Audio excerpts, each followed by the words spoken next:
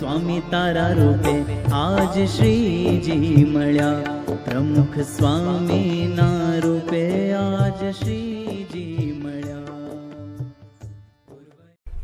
સ્વામિનારાયણ ભગવાનની જય, અક્ષર પુરુષોત્તમ મહારાજની જય, ગુણાતીતાન સ્વામી મહારાજની જય, ભગતજી મહારાજની જય, શાસ્ત્રીજી મહારાજ, યોગીજી મહારાજની જય.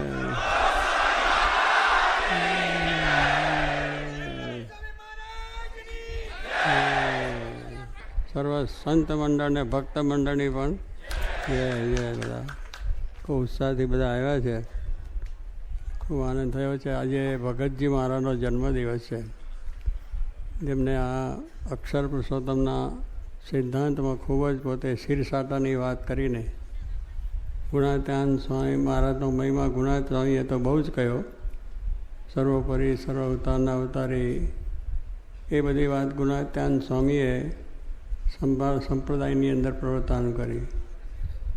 પણ મહારાજ જે પોતે ધામ લઈને આવ્યા હતા, તો એ ધામનું પણ સ્વરૂપ ઓળખાવવું જોઈએ, કારણ કે એ રૂપ થઈને આપણે ભગવાનની ભક્તિ કરવાની. તો ભગતજી મહારાજે ગુણાત્યાન સ્વામીને સ્વરૂપ ઓળખાયું કે આ મહારાજને રહેવાનું ધામ છે, અક્ષર છે, અને એ રૂપ આપણે થવાનું છે. એ વાત એમને બહુ જોરશોરથી કરી, અને એ કરવામાં ઘણી મુશ્કેલી પડી, ઘણા દુઃખ પણ આવ્યા, ઘણી જાતના તિરસ્કાર થયા, સત્સંગથી બહાર પણ નીકળવું પડ્યું.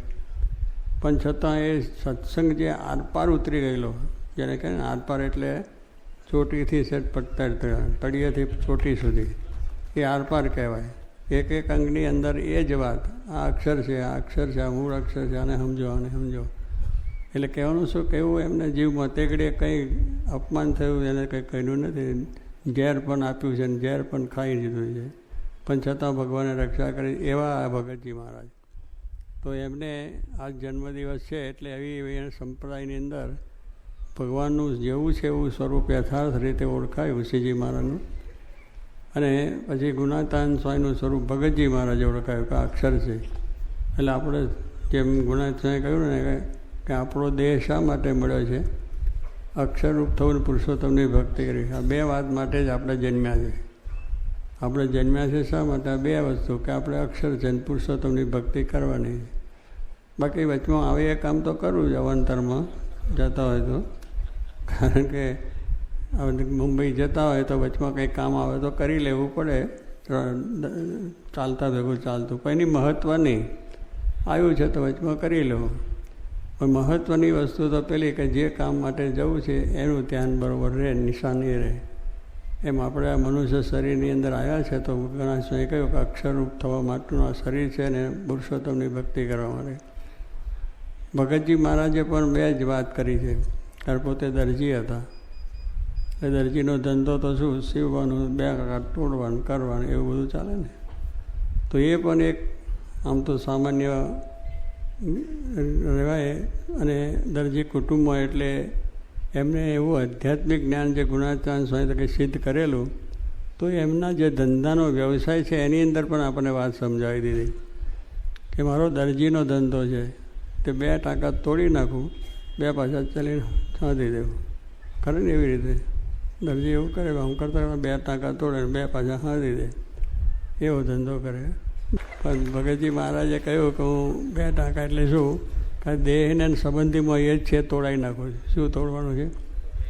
આપણે મોટો જ ઘટ તોડવાનો આ છે કે દેહમાં જરા હું પણ મને ગયું છે, મારા પણ મને ગયું છે. કોઈ કહે તો માન થાય, અપમાન થાય, તકરાર થાય, ટંટા થાય, વકેડા થાય.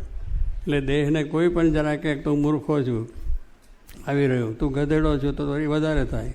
પણ પશુય નથી ને પંખી નથી ને માણસ નથી, આપણે કોઈ છે, આત્મા છે.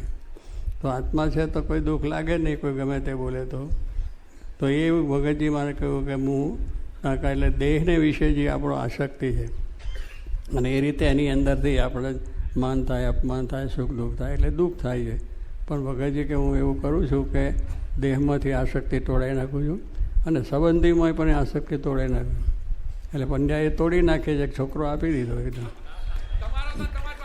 મારો નહોતો ને તમારો નહોતો, ભગવાનનો જ હતો. હા એટલે એ રીતે ભગતજી મહારાજે સંબંધીમાંથી પણ કહ્યું ભાઈ આ સંબંધી આપણા નથી, આ કુટુંબ આપણું નથી, પરિવાર નથી, મહેલ મોલાદ કશું જ આપણું નથી. એટલે બેમાંથી પણ કથા વાર્તા એવી કરીને આ ગુણાશ્વય અક્ષર છે માનો દેહના રૂપ થવું, પુરુષોત્તમની ભક્તિ કરવાની વાત એમને પણ સમજાવી કે 2 ટાંકા દેહને દેહના સંગ તોડવાના અને 2 ટાંકા જોડવાના શું? ભગવાનને સંત. ભગવાનને સંતને વિશે આત્મબુદ્ધિ કરો, ગુણાત્યાંશને વિશે આત્મબુદ્ધિ કરો અને એને વિશે હરેક હું એ અક્ષર છું, બ્રહ્મ છું એવું ભાવ થાય અને પુરુષોત્તમની ભક્તિ કરવાનો પછી આનંદ આવે, સુખ આવે. તો આવી વાત આપણને એમને ભગતજી મહારાજે આપી છે. અને અનેક કષ્ટો વેચીને શાસ્ત્રી મહારાજ આ પ્રમાણે એમને સેવ્યા, પાછા શાસ્ત્રી મહારાજ અને શાસ્ત્રી મહારાજ કાર્ય કર્યું છે. તો આજને દિવસે આપણે બસ જાજુ જ્ઞાન ન સમજે તો કાંઈ નહીં, પણ આ 2 વસ્તુ સમજી લીધી કે 2 ટાંકા તોડવાને જોડવા. આ ભગતજી મહારાજનું આધ્યાત્મિક જ્ઞાન, આ માયાપણનું જ્ઞાન, અને એ પ્રમાણે એમણે વાત કરી છે કે દરેક બધા સિદ્ધાંતો છે એમાં એક જ આવે છે કે આ બધું જગત ખોટું છે, નાશવંત છે અને ભગવાન સાચા છે. એ એમને પોતાના ધંધાની દ્રષ્ટિએ સમજાવી દીધો છે આપણને.